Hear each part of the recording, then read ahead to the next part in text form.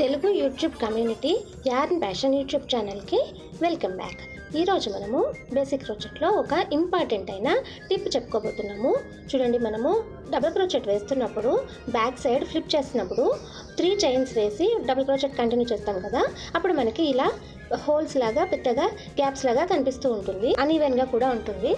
ఆ ప్రాబ్లమ్ని ఈరోజు మనం సాల్వ్ చేయడం కోసం డబుల్ క్రోచెట్ వేసే మనం లాస్ట్ చైన్ వరకు కూడా కౌంట్ మిస్ అవ్వకుండా జాగ్రత్తగా డబుల్ క్రోచెట్ వేస్తాము.